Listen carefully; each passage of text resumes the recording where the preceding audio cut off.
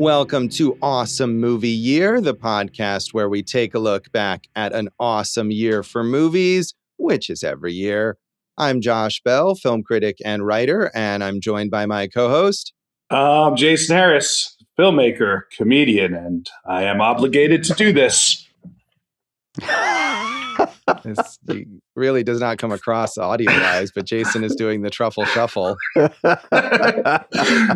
The visual was excellent, huh? Yeah, it was really, really what we all needed to see right now. I feel good about it. At least you feel good, because I think the actual actor who performed the truffle shuffle did not feel good about it. So Jeff Cohen, why? Just because every line referencing him was about what a fatso he is and how much he ate all the time? Maybe. Big deal. Maybe. Yeah. That could have been the reason. If you had to do multiple takes of that while people laugh at you, it might have been slightly traumatizing.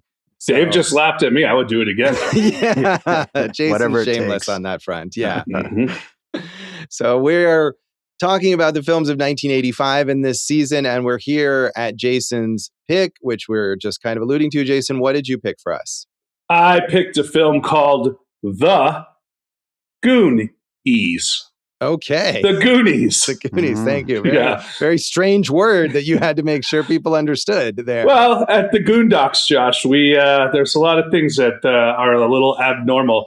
You should try getting into my house. Ring the doorbell. It'll be really interesting the way I open up the gate for you. Yeah, weirdly, this is the third movie this season that involves some sort of ridiculous, elaborate contraption to do normal daily activities that we have watched. I don't know what was going on in 1985 that everyone thought the coolest thing in the world would be to have lots of like ropes and pulleys and in order to make breakfast or open the door or whatever. I mean, it makes sense for Pee-wee and it makes sense for Data in this movie, but it didn't really make sense for Mikey and Brandon's house. They weren't the contraption guys. Yeah, well, I guess Data maybe built it for them and they thought it was cool. It seems that's like a lot more work assume. than just like opening the door. Well, yeah, but at the Goondocks, Josh, it's about the pizzazz, the sizzle as well as the steak. Sure, that is exactly what it's about. So this movie is very popular. Jason, you're certainly not the only one who might have picked this as your 19. Is this your favorite movie of 1985? Would you say, or just one you wanted us to talk about? No, it's not my favorite movie of 1985, but it did upon watching it this time. I am going to go so far as to say, Josh, and I know we grew up in that decade, but I think if you look back, the 80s was the best decade ever for kids/family movies. We've already covered Pee-wee, from this year. We haven't done E.T. in 83 yet. There's plenty of great 80s family fare, and this one has to be towards the top of the list. It is for many people. And certainly not me. I'm Grumpy Josh. Everyone loves this, so I hate it. No, I don't like it. But I think in this, I'm not alone here on this podcast, at least. So maybe fairly lonely amongst the general public. Not me. I'm Grumpy Dave. I stole my dad's business and hate the Goonies. Okay. Yeah, that's just as good as your truffle shuffle there. That was good. My truffle shuffle was great. It was great. The truffle shuffle was really good. Yeah. So this movie was very popular with audiences in 1985. It grossed $125 million on its budget of just $19 million and was the 9th highest grossing movie of the year and a pop culture phenomenon. It seems like it was produced by Steven Spielberg, who came up with the story. The screenplay was written by Chris Columbus. Of course, that team had already made Gremlins, which we did an episode about in our 1984 season. That was a big hit a year earlier. Another great family movie from the 80s, Josh. I agree on that front. This is Gremlins is much better than the Goonies. Director Richard Donner, of course, had a huge hit with Superman, starring Christopher Reeve. So this was all like an A-list team of creators behind the camera. And then they recruited these child actors who were not known at the time, but many of them went on to these long careers. So obviously, they had a good eye for finding who finding that talent amongst the youngsters, although I don't see any of it evident in this film, but obviously. What are you talking about? You're knocking the kid actors now? You think the acting was bad? Yeah. Oh, yeah. The acting in this movie is awful. You're an insane person, Josh. How dare you? I mean, I would say of all the kid actors, maybe Quan goes a little overboard here, but he's an Academy Award winner now. Not so for leave him this alone. movie, though. I mean, there are many, like, that's what I'm saying. The talent is clearly there as going forward. Many of these actors have done great work later in their careers as adults, have won awards or been nominated for awards, but I just don't see any of it in this movie. That's an insane take. If the acting was bad, I don't think this would have captured the imaginations, the hearts and minds of as many people as it did, Josh. The kids are excellent, and they carry the whole movie. It's their movie. What are you talking about, bro? It is their movie, and they scream at the audience for 2 hours. It's quite kids quite don't scream in real life. You've never heard a kid scream? I don't want to hear kids screaming. That's what I'm saying. Well, then you should stop locking them in your closet. Well, otherwise they'll get out. So, what else am I supposed to do?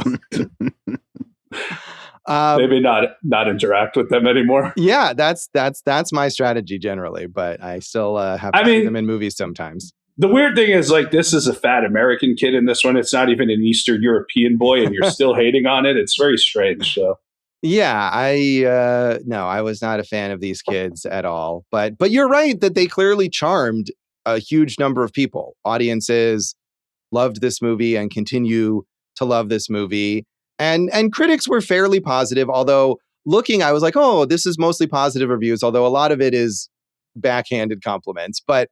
The movie did get 2 thumbs up from Siskel and Ebert. Siskel was seemingly kind of on the fence, and both of them were annoyed that they said the movie was kind of slow to get going into the meat of the story, which is the treasure hunt. And I could agree with that. Like, that's when it gets the most fun, when they finally get into the cave or whatever, and it's like an amusement park. That is the most enjoyable stuff here. Yeah, for me, I like that first act, that first half hour where it's just kind of fun kids comedy.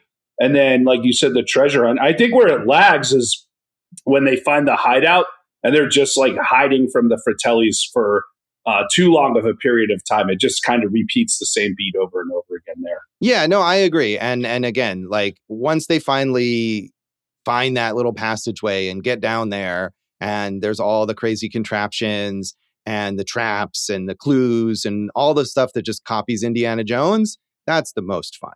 The production design and that stuff.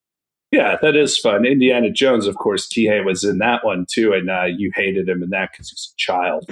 No, I haven't seen. He's in Temple of Doom. I haven't seen that in a long time, so I will have to reserve my thoughts on him for if we ever rewatch. Another great family 80s kind of fare, even though I think the first one was rated R. And also for. Did you get this while watching this? Like, it's a kid's movie, but there's like a lot of adult humor in this film. Yeah, and that gets mentioned in some of these reviews too, and they let them swear and they avoid the PG-13, which did exist. I think we discussed in Gremlins was one of the first PG-13 movies. It was invented around this time, so they still were able. I feel like you wouldn't be able to necessarily get away with that much swearing in a PG movie now. I think, Spielberg, Donner, maybe greasing some MPAA palms here. You never know. So Roger Ebert in his written review said, The Goonies is a smooth mixture of the usual ingredients from Steven Spielberg action movies, made special because of the high energy performances of the kids who have the adventures. It's a fantastical story of buried pirate treasure, told with a slice of life approach that lets these kids use words Bogart didn't know in Casablanca. More things happen in this movie than in 6 ordinary action films.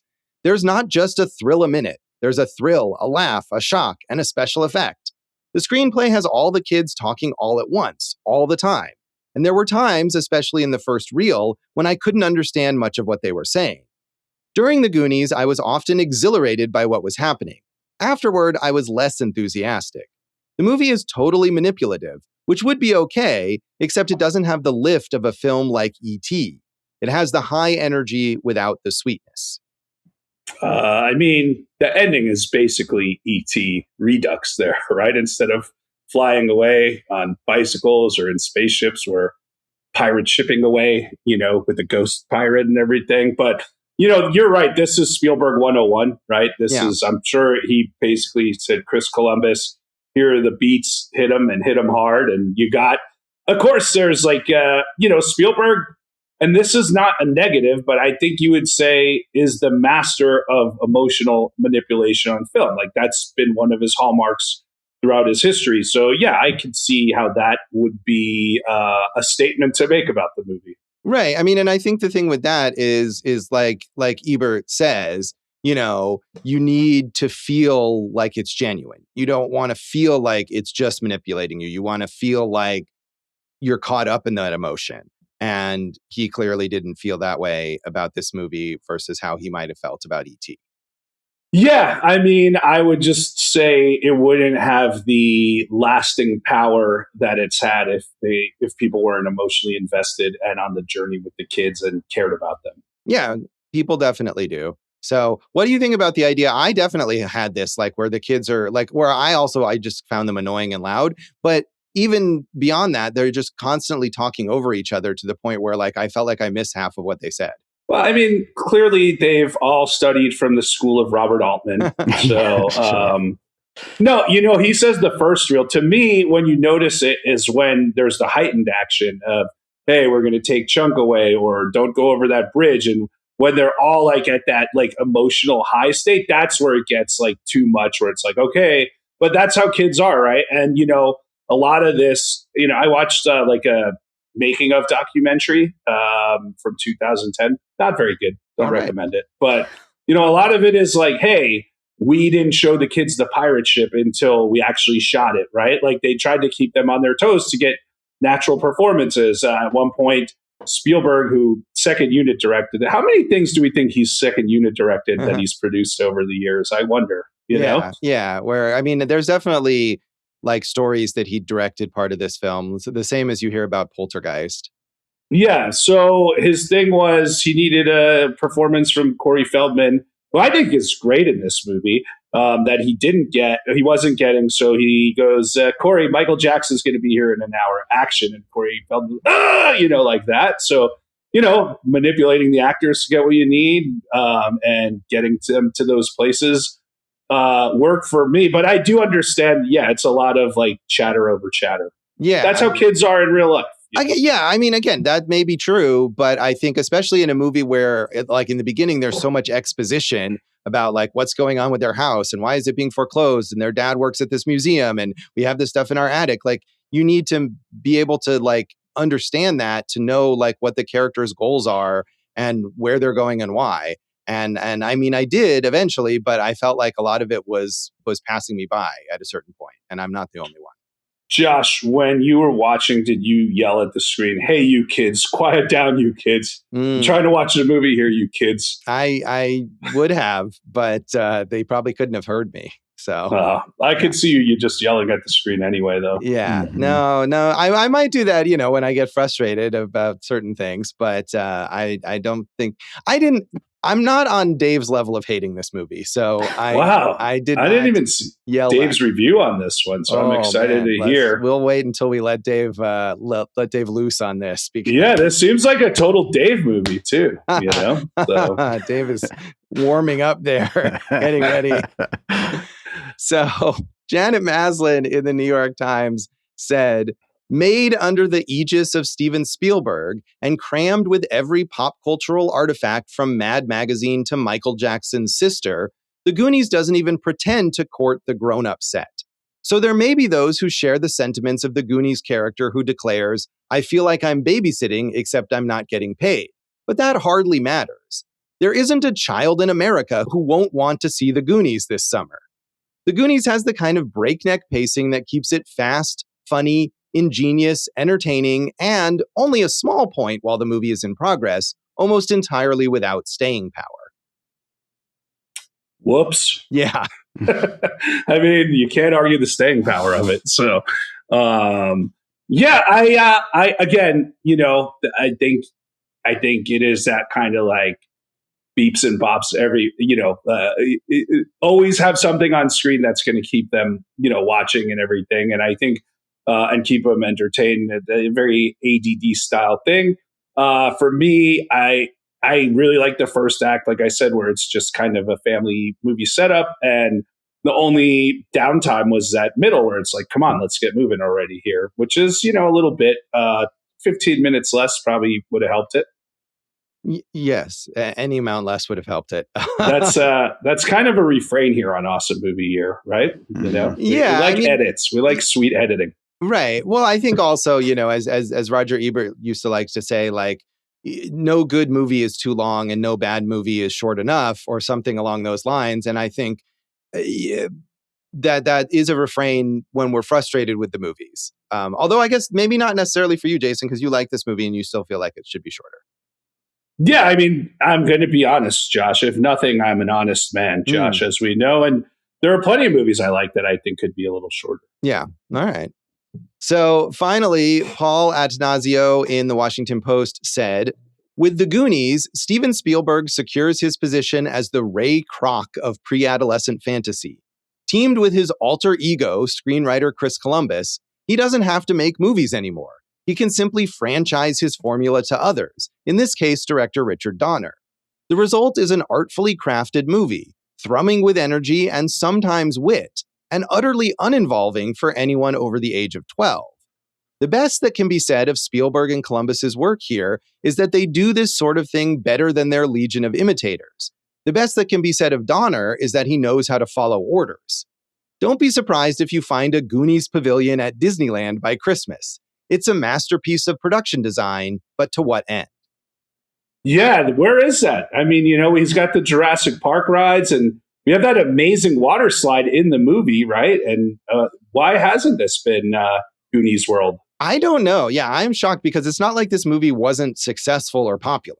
And it is mind-boggling to me that there isn't, and like, essentially, they're in an amusement park, basically, in the second half of this movie. So I don't know. Or I watching this, I was like, there must have been a Goonies Saturday morning cartoon, right? I probably watched it, but there never was. Like, the merchandising potential or the licensing potential on this, which seems so obvious, just really was limited compared to what you would expect. And the 80s was like the heyday of that stuff.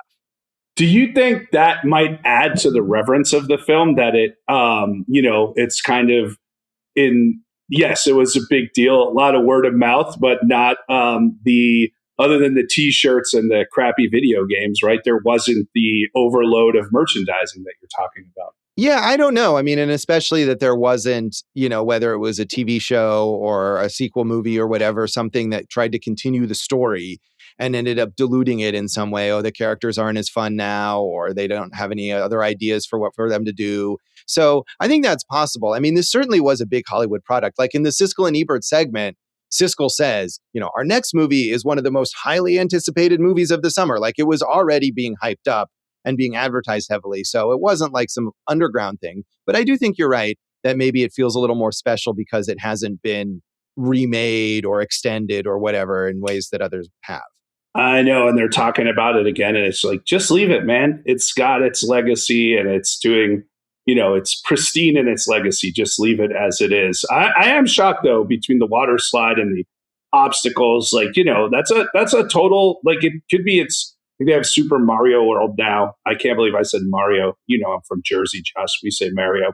But in Universal, like, why can't you have, like, like you're saying, this whole world where it's like, yeah, it's a quest for One-Eyed Willie's treasures, and you have to go from this to this to this. Like, it seems like a no-brainer to me. Yeah, it does. And I mean, and I don't know that they would do it now, because as much as there is still this nostalgic affection for this movie, I think because it hasn't had all these future iterations, maybe younger people are not as familiar with it. But in 1985, yeah, it would have made perfect sense. So, or even a few years later when people were still young enough to, have it fresh in their memories, but it didn't happen. He brings up Ray Kroc, McDonald's founder, right? And not if you see the movie The Founder, you know that Ray Kroc is not the real founder of McDonald's, but yes. Whoa. Well, wait till the Founder Part 2 about Elon Musk and all the businesses exactly. he stole. Right, no, Ray Kroc, and he's very analogous to the position of Elon Musk with his companies. Well, my point was about these are two reviews that have and actually really three reviews that are calling this movie like empty calories. Yeah. And I think history has shown they were completely off on that.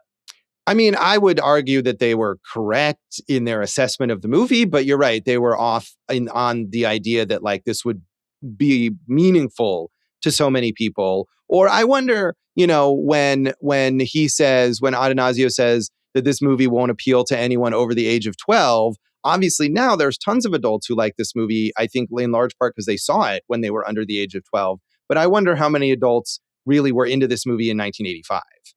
That is a good question. And I would wonder that too, because there are 2 points about that. One, the Pixar element of Pixar, I think you could say was influenced by this, where we're doing jokes that work for both kind of an older and a younger crowd, But also, I think, they go for some of that teen comedy stuff that you would see in a little older teen comedies. So I think the younger kids would feel like, oh, they're getting away with something. But I feel like there must have been an audience of, bike riding, arcade going 15 and 16-year-olds who probably really like this movie too. Yeah, I could see that. But how many 30-year-olds were into this movie, I wonder? I don't know. You're the one who goes to kids' movies alone. So why don't you tell us? Yeah. Well, no, I mean, I think like you're saying about Pixar is that those movies are really appealing to adult audiences. And there's not really some stigma against being an adult and enjoying a Pixar movie. But maybe in this period, it was less common for adults to be like, oh, yeah, that movie that was aimed at kids, I really liked it, or I went to see it by myself or with my adult friends or something like that. And now, though, I'm sure, like you're saying, if you did a repertory showing of it, it would be filled with adults, maybe with their kids, but plenty of adults just going on their own. How many adults do you see? We regularly see adults in the Goonies Never Die t-shirt. So right. Still to this day. Yeah. Yeah. I mean, and that was what I'm saying. And today, absolutely, that's true. It certainly has a huge audience of adults. But whether it did then, I don't know. Obviously, these critics were not part of that. So, Jason, did you see this as a kid? No. And that's what's so interesting about it, Josh. My first time seeing, everyone obviously knew about it. And, one of my best friends, the salami-like smelling Eric Greenup, he would always talk about it. But I didn't see it until college. And we watched it late one night in college. And I kind of fell in love with it. And then I watched it again with my daughter, and we really loved it. And this is my third watch. Not as fun to watch it alone. I'll admit that. All right. Yeah, I also did not see it as a kid. And to me, I feel like, and this is something we talked about with Clue. This to me seems like the kind of movie where if you saw it as a kid, you have that nostalgic affection for it, and that sort of carries forward as an adult. Whereas if you come to it first as an adult, maybe it doesn't have that same appeal. But obviously that's not true, Jason, because that was your experience. But I saw it, I think I was also in college, and watched it with a friend of mine who liked it. I don't remember why we watched it. Maybe he decided, oh, you got to see this. You've never seen it. We have to watch it. I didn't like it then. I didn't like it this time either. Like I said, I don't hate it like Dave hates it, but I just don't really find much appealing about it other than the cool traps and the production design, the Indiana Jones stuff. So that's still how I feel about it.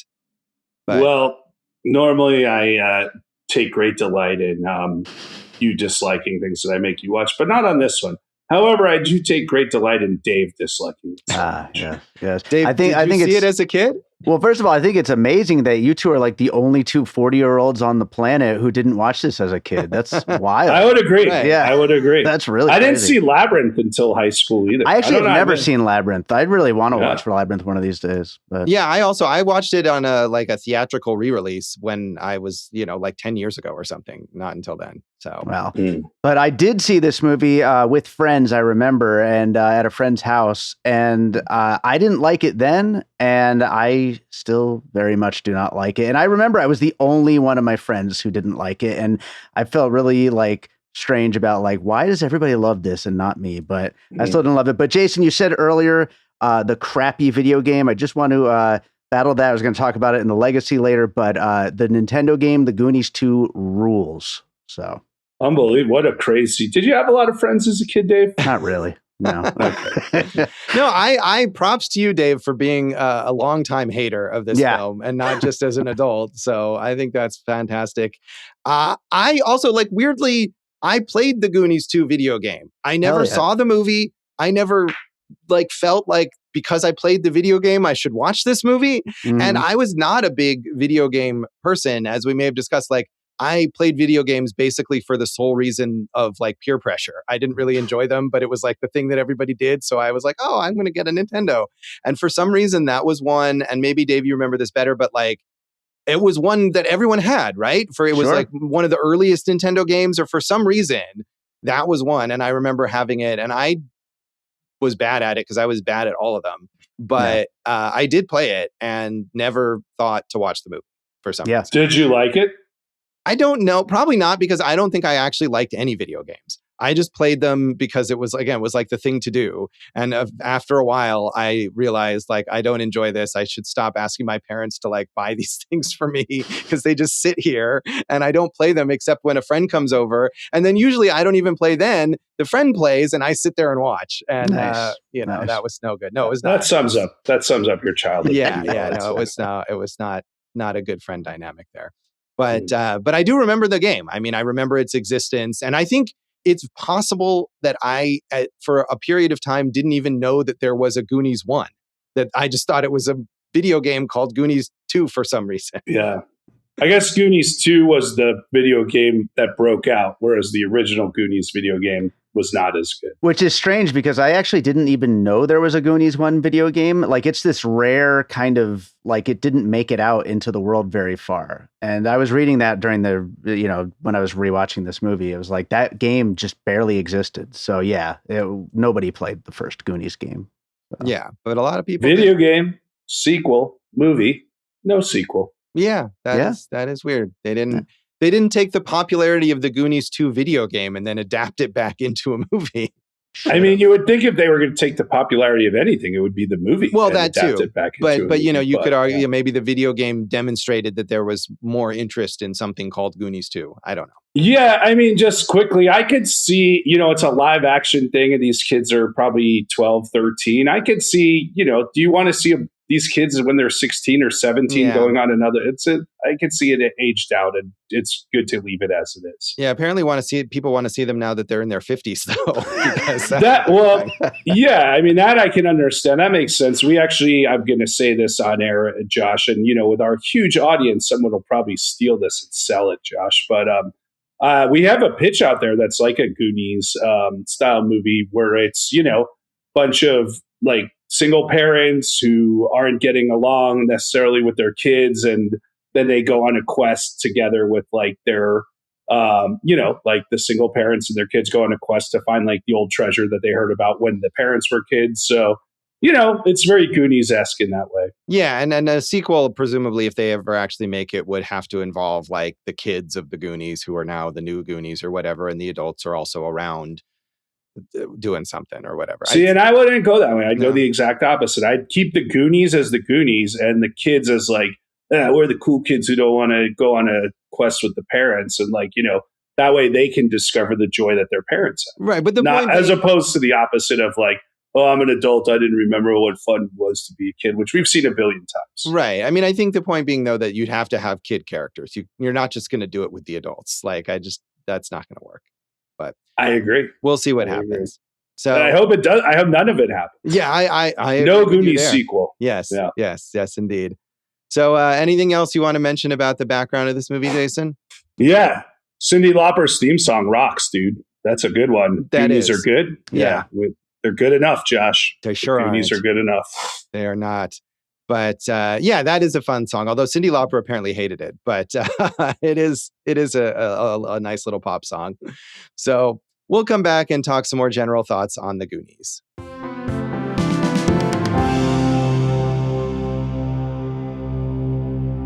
Welcome back to Awesome Movie Year. In this episode of our season on the films of 1985, we're talking about Jason's pick, The Goonies, and since Dave and I are so negative, I feel like, Jason, what else? What is what you love about this movie that we haven't talked about yet? I don't think I have to defend it. I think you guys probably have to defend your standpoint more than I do. But I do like the humor. I really think there are some fun lines. I think the characters are clearly defined and they're fun. The relationship between them is interesting. Bringing in Josh Brolin and the girls, that's a nice little added dynamic. And obviously, the adventure carries the day, right? Like it's one of those movies that you, like in Indiana Jones or an E.T., that you can get lost in and go on the adventure with them.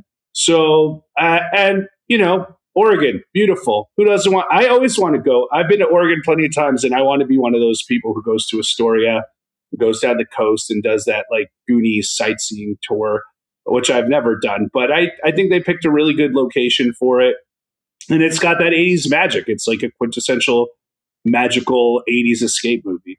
I do like the setting, the Astoria setting, which is a nice little small town.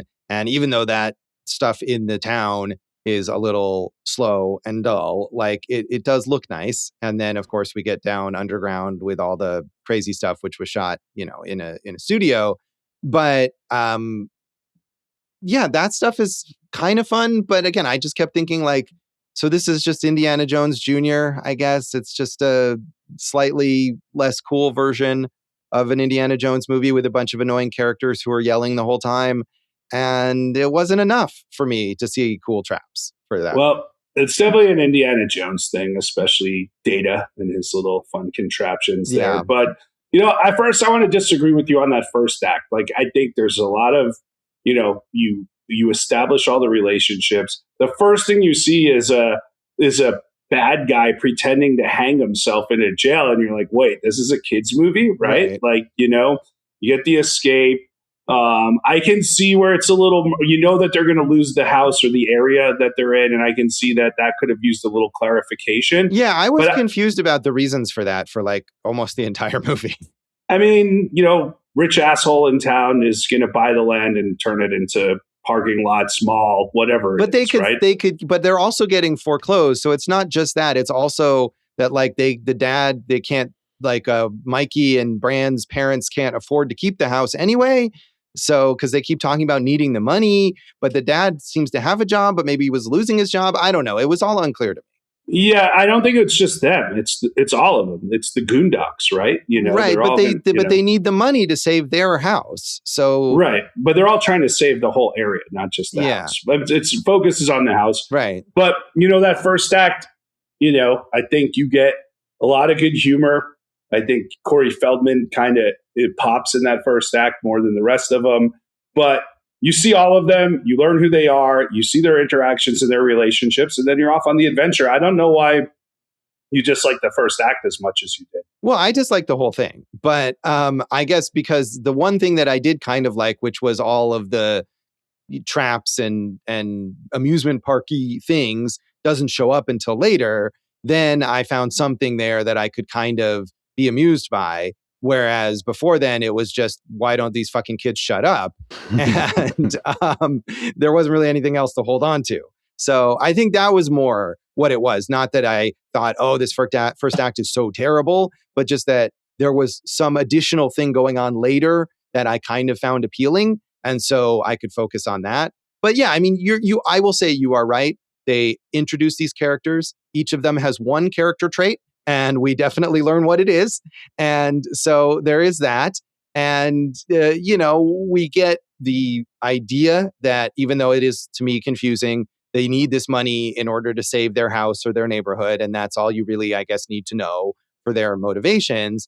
But they're just so unpleasant. And I have to you mentioned Corey Feldman, and this isn't his fault as an actor, but the way they characterize him, like the whole bit where Mikey and Brand's mom brings home this woman that she's hired from where is not entirely clear to help them like pack up their house for the move. And she doesn't speak English.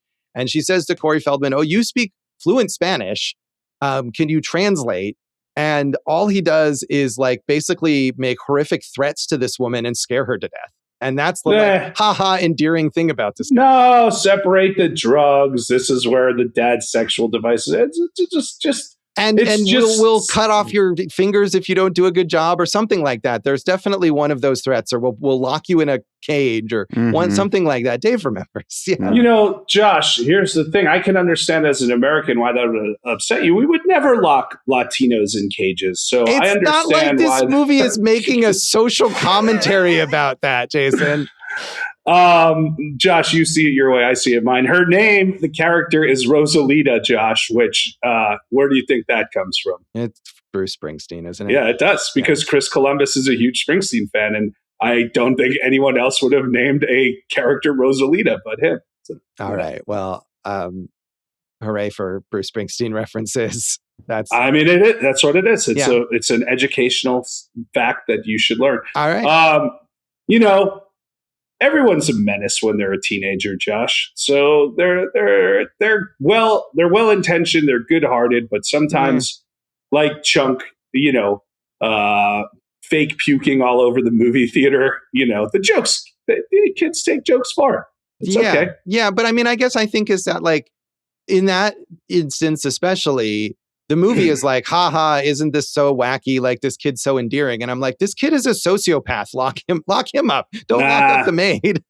I think you're looking at it in a much deeper way than how the kids take it. I could see myself doing that. Well, you should feel shame for that, I think. I feel shame for so many other things. That would be so far down the list, Josh. Okay. Glad you've got a whole list going on there. That's good. Yeah. Don't kink shame me, Josh. Yeah. So my kink is shame. Well, then I should do it, I guess, right? It's a very confusing situation. Maybe not on air. Yeah. But you know. That's good. Yeah, we'll save that for later. Well, look, okay. So we all agree, you know, they get to the Fratelli hideout. We get, you know, those are all really fun actors, whether you like them whether you like the movie or not. You got Anne Ramsey, you got Robert Davi, and you got soon to be Austin Movie Year Hall of Famer Joe Pantoliano, who's in a lot of movies that we've covered. And he's like, I didn't even recognize him here. Like, I feel like he was always like old, and he looks so much younger here. He does. You know, we know they've killed an agent. They've broken the son out of jail. We're in their hideout, which is an abandoned restaurant, and we're introduced to Sloth, who I'm sure, Josh, you really have a lot of nice things to say about. But it just drags, like you said. It's like, okay, we got all that. Chunk gets away and is an idiot, and you know I hate idiots, you know. So, or he's like, "Hey, here, random car. I know where the Fratellis are. I'm not going to look in the window and see who I'm talking to." I guess I can excuse it a little more because he's a kid. Then he gets back and he smells ice cream. There's a lot of fat jokes in here, a little too many of those, but a little, like you said, it gets going again when they kind of burrow through the tunnel and get on the quest. Yeah, it does. And I mean, really, like the quest, you've got the motivation of just like, wow, let's find treasure and let's go in this secret place and explore it. And then you've also got the motivation of like, we need money because our house is going to be foreclosed on and we're going to have to move away and the Goonies are going to break up. The Fratellis are completely superfluous to the entire story. We don't need them anyway. So I didn't feel like they've provided any value whatsoever here. And yeah, Sloth is of course super problematic now, but also just annoying like everyone else. I mean, Sloth is problematic. Let's dig into that because like it's not, I don't know what it's supposed to be. Where you're saying he's problematic, I think it's just a strange movie character. I don't think it doesn't look like it's a take on anything to me other than that. A giant man, child who is locked away and I don't think he looks like anything that you would think is realistic. So where's the problem for you on this one? Well, no, he doesn't look realistic. He looks like an exaggerated caricature of a disabled person. You know, and I mean, I think like honestly, the problematic nature of Sloth is like down the list of things that I found, that I didn't care for about this movie. And I mean, they make him into like he's an endearing character, or he's meant to be, right? He's been mistreated by his family, and then he befriends Chunk, and the Goonies love him.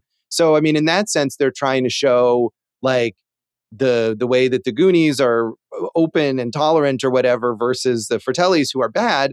But I mean, the way he's depicted certainly, and the fact that they exaggerate him in that way is certainly problematic now. I don't know how much it bothers people currently. Obviously, people still love this movie.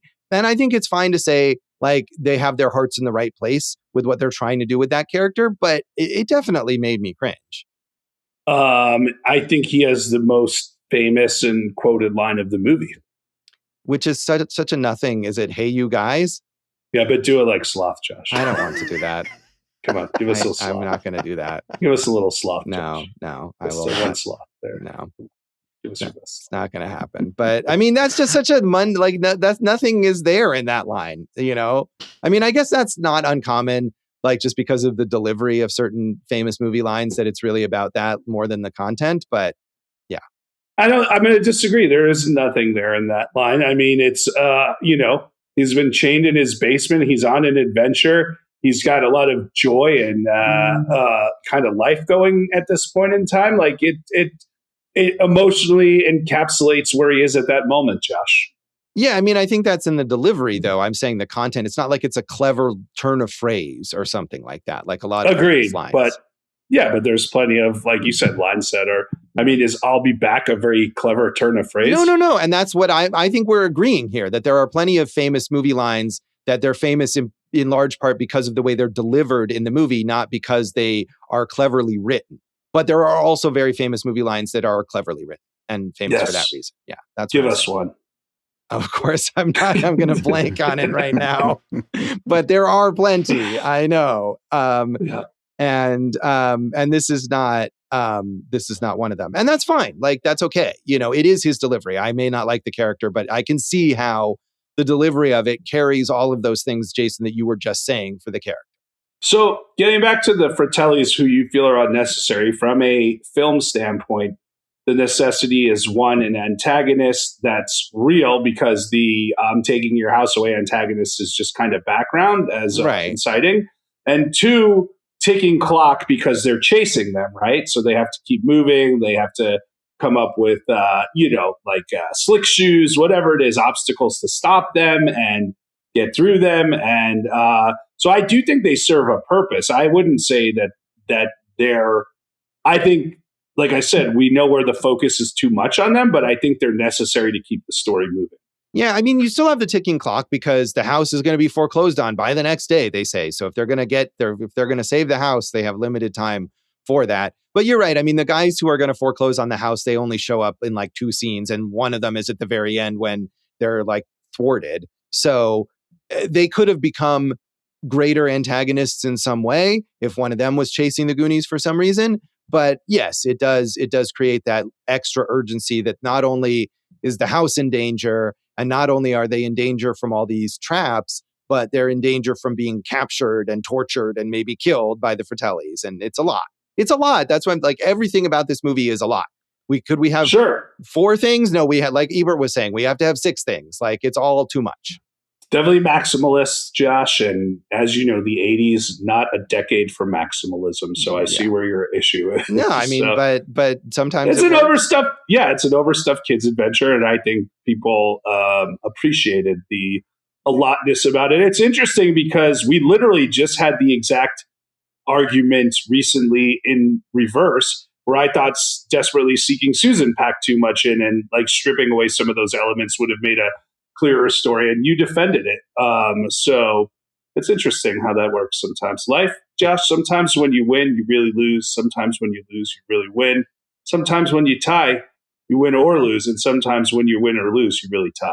Yeah. Well, I think with Desperately Seeking Susan, I didn't necessarily disagree that there were extra elements that were, extraneous, but I still enjoyed the movie overall.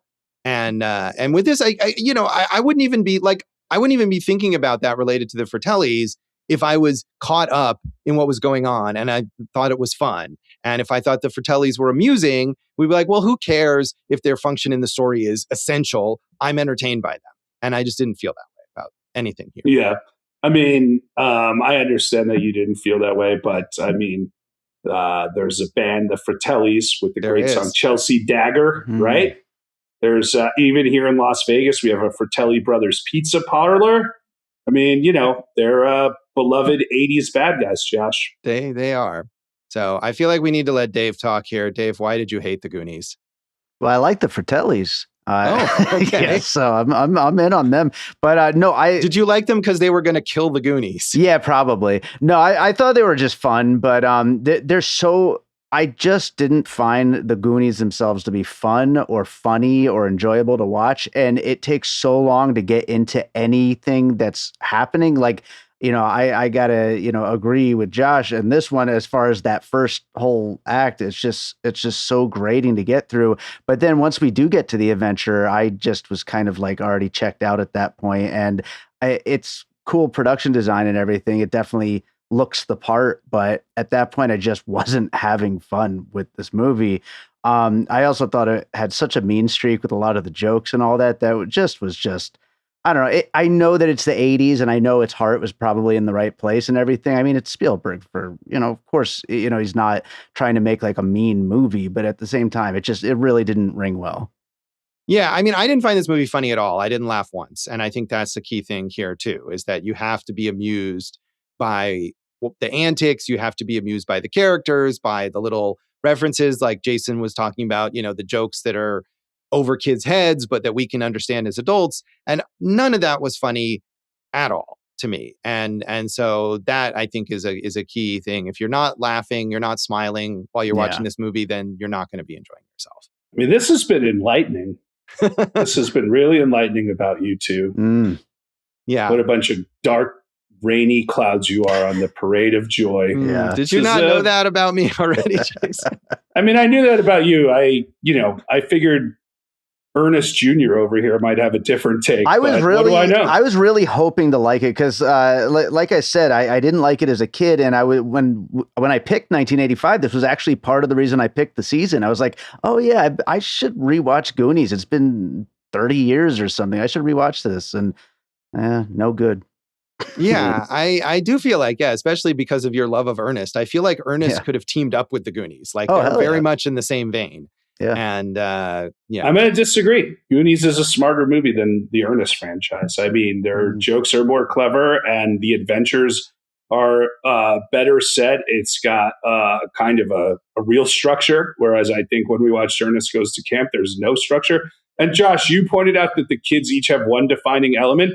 That's one more than each of the kids in Ernest, except for the kid who stole or lit people on fire or something. No, I agree with you, Jason. I mean, I think just tonally and in sort of the approach to storytelling, they seem like they would be in the same universe or whatever. But as much as I didn't really like this movie, I did like it more than Ernest. And I agree that it has more, it's more sophisticated or it's more clever or whatever. That Chris Columbus and Steven Spielberg and Richard Donner have more talent than whatever that dude is who directed all the Ernest movies. And I don't even if I didn't like this movie, it's a more fully formed movie. Yeah, I could admit that for sure. Yeah.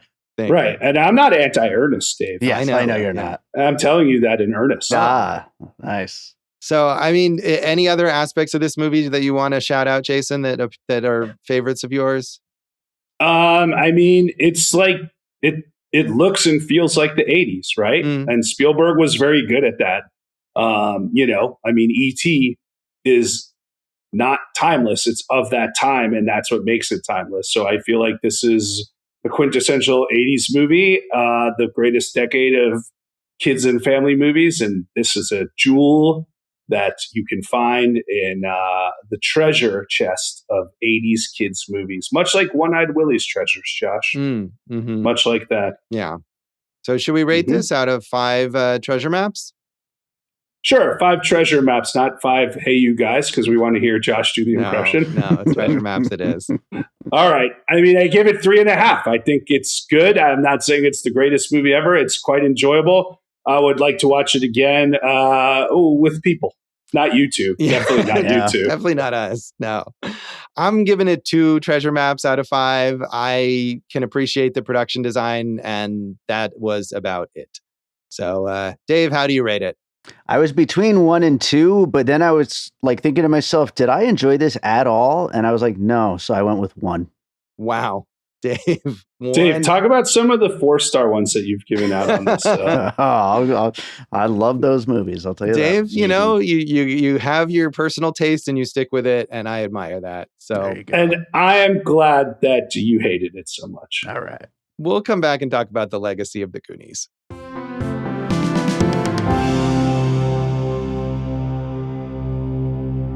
Welcome back to Awesome Movie Year. In this episode of our season on the films of 1985, we are talking about Jason's pick, The Goonies.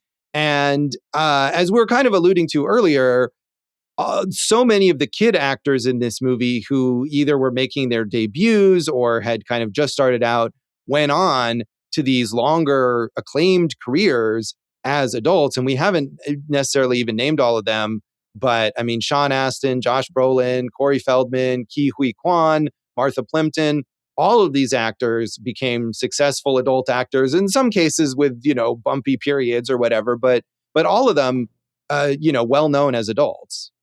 Josh, I have a question for you. Do you think that the two comebacks, Brolin and Quan, are the most unlikely comebacks in Hollywood history? Well, no, I mean, Quan is a much more crazy, unlikely story. I mean, Josh Brolin, I don't think really stopped working as an actor. He just wasn't as high profile, and then got, with No Country for Old Men, kind of got to another level and stayed there.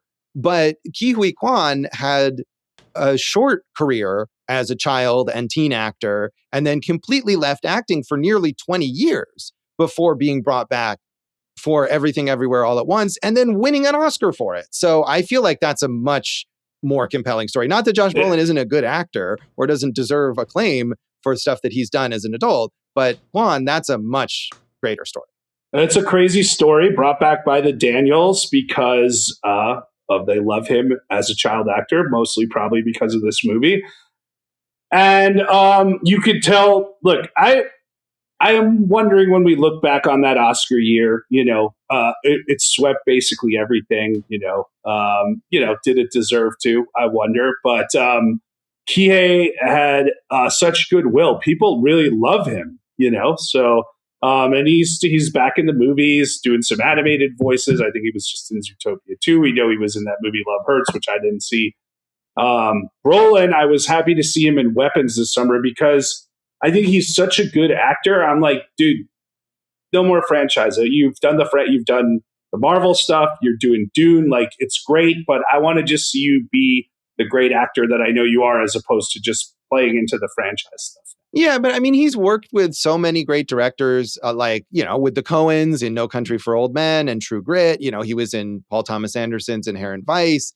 Before Dune with Denis Villeneuve, he was in Sicario. I mean, I feel like he does a lot of serious auteur stuff.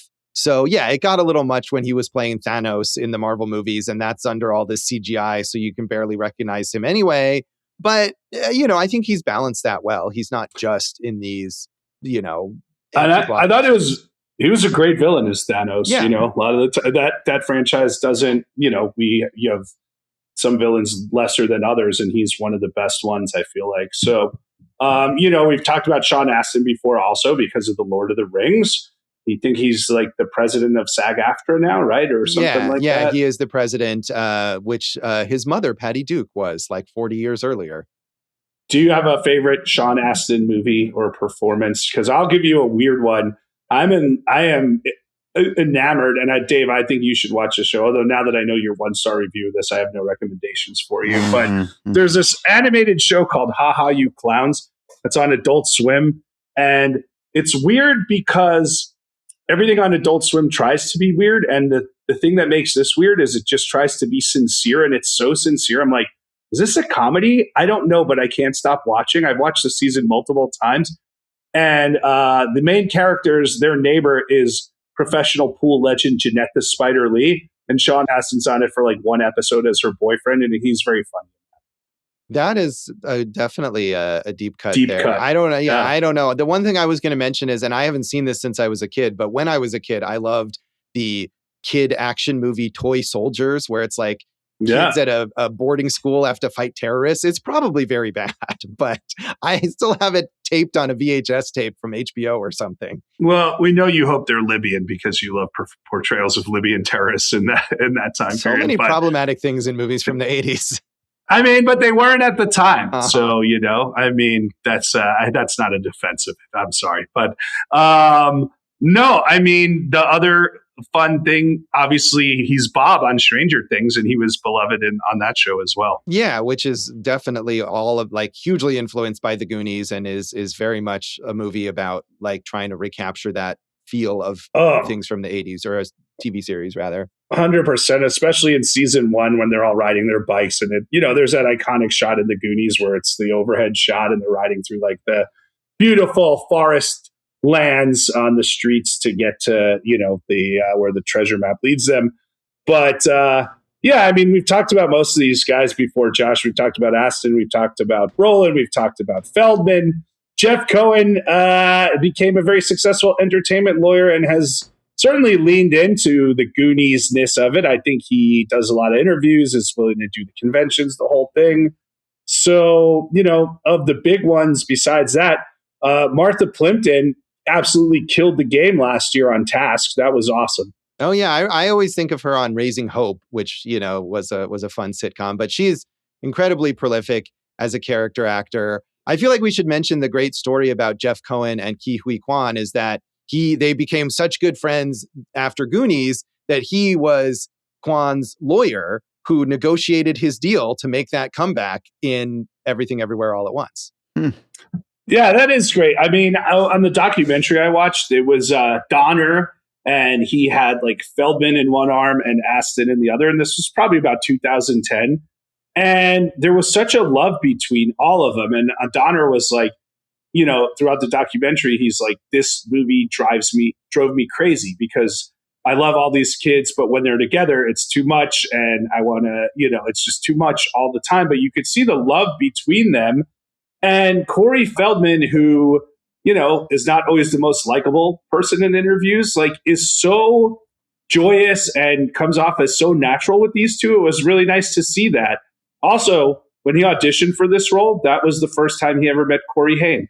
Oh, wow. And they were both auditioning. That worked out so well for both of them. I mean, it's not their fault, right? I mean, yeah, maybe a little, but yes, you're right. Sure. Yes. I mean, yes.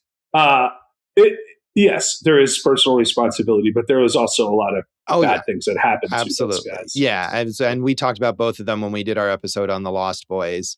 So, I mean, we should say we've talked about Richard Donner also when we did Lethal Weapon 2, but, he went on here to be a major blockbuster director with all those Lethal Weapon movies, with Maverick. We also talked about that one. Yes. Lethal Weapon. Yes, we did. And Scrooged, a Conspiracy Theory. So, I mean, I think it was just interesting, even though he'd already done Superman, all these reviews that basically dismiss his contribution as Spielberg's puppet, I think is probably not entirely fair. I would agree. Also, he probably laughed all the way to the bank with that one. So indeed. Carrie Green, she was love interest. She was in Summer Rental and Lucas.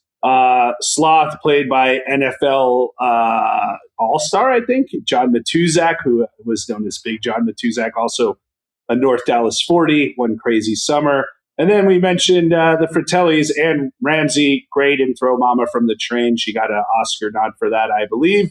Joey Pants, we talked about, and Robert Davi, Die Hard, License to Kill. Very, very Showgirls, very recognizable actor and a singer. And a huge MAGA dude who directed the movie about Hunter Biden. That's unfortunate. Yeah.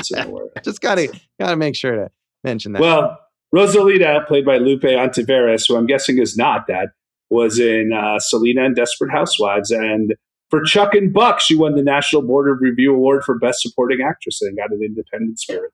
I will say that the casting here is, clearly very, very smart because they spotted all this talent, whether it was adults or kids who have these great careers, almost all of them. So, I mean, that is some impressive work there. Jason, you mentioned the Fratellis. There is also a band that I didn't know until I'd heard of this band because they're this weird French hardcore metal band. And I always thought, what the fuck is this band's name? It makes no sense. And watching the movie this time, I finally realized they're called Chunk No Captain Chunk. And all the to grab that is so confusing as a band name. Comes right after the Hey You Guys. Right. So there's them in addition to the Fratellis. And, Jason, you said you'd love to go to Astoria. The Goonies house has become sort of a controversial site. I learned a lot about it when I reviewed this documentary called The House From, which is all about different houses from movies and TV shows. And that little neighborhood, because you kind of see it in the movie, but it's really out of the way. There's just like this one little street in and out. And everyone else who lives there hates the Goonies house. And it was bought, it was owned, I think, for a long time by the same person who wasn't really into the whole Goonies thing. And then she sold it to this Goonies super fan who wanted to turn it into this tourist attraction and just had these constant battles with his neighbors over the Goonies house and the people coming in. And it was really contentious. So I don't know what the current status is, but there was a lot of issues going on they show in that documentary. I mean, dude, if you're going to move next to the Goonies house, accept it for what it is. Well, people but are going to go. It's a lot of probably people who've lived there since before the Goonies was made, You know what they need is they need that developer to kick those people out, Josh. That's right. What they you need. Want to turn, really, the developers are the heroes here. That's, I think, the lesson that we want to take. Anniversary events in Astoria average between 10 and 15,000 visitors. The Home, which is a tourist attraction, can reach up to 1,500 visitors a day. Just deal with it, bro. That's what's going to happen. On February 12th, 2020, Fox ordered a pilot for a drama series about a woman helping film students create a shot-for-shot remake of the Goonies. It never went anywhere. Star Wars Skeleton Crew, inspired by the Goonies. And of course, there is still talk of a remake of the Goonies with Spielberg and Columbus producing, and a writer right now named Patsy Pansaroli writing a script. Don't do it. Just leave it alone, bro. Yeah, I agree. He did that guy. Patsy Pansaroli made a cool Western with Tim Blake Nelson called Old Henry, which does not have anything to do with the Goonies at all. But he does have some talent, that guy, I will say. So yeah, just leave the Goonies alone. I agree. I'm talking to you two right now. Everyone leave the Goonies alone. Let's forget about the Goonies entirely. Goonies never die, Josh, so we can't forget about them at all. Unfortunately, they don't. So that is the Goonies, and that's this episode of Awesome Movie Year. You can Hey You Guys us online and on social media. Yeah, I'm Jason Harris Comedy or Jay Harris Comedy on all the things. On Letterboxd, I'm Go for Jason. So please comment on the Goonies there and tell these two dum-dums why they're wrong. We're awesomemovieyear.com. Awesome Movie Year on Facebook and IG. If you watch one of our movies and do comment or review it on Letterboxd, tag it with Awesome Movie Year. So I'm sure we'll, if we get that, some of those tags will be from people who agree with you, Jason, I'm sure. Because eviscerate these two bums, these two fratellis over here. You can find some old things from me at joshbellhateseverything.com. I'm at Josh Bell Hates Everything on Facebook, at Signal Bleed on Blue Sky and on Letterboxd. And check out our producer, David Rosen's awesome podcast, Piecing It Together. Check out Piecing It Together wherever you listen to podcasts, and follow us on social media at Piecing Pod. And don't forget to join our Facebook group, Popcorn and Puzzle Pieces, which is like a little Goonies group of people all yelling at each other. You just said you hated the Goonies. I do. I hate all the people in your... I hate my lovely people in the group too. Just kidding. That's another place you can tell us how wrong we are about the Goonies, please. You are. So, tell them all. Jason, what's in our next episode? Josh, we're going to Sundance. We just mentioned No Country for Old Men. A movie that influenced No Country for Old Men clearly is the first Coen brothers feature, Blood Simple, which won the Grand Jury Prize. Let's get it. So tune in next time for Blood Simple, and thanks for listening to Awesome Movie Year. Thank you for listening to Awesome Movie Year. Make sure to follow Awesome Movie Year on Facebook, at Awesome Movie Pod on Twitter, and at Awesome Movie Year on Instagram. And if you like the show, review us and rate us with 5 stars on Apple Podcasts.